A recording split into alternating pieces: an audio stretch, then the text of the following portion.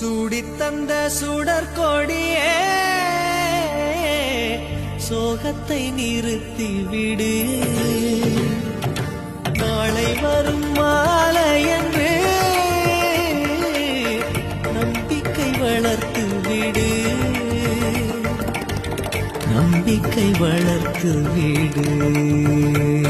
நம் காதல் ஜோதி கலையும் ஜோதி கலைவர்கள் மகளே வாவா.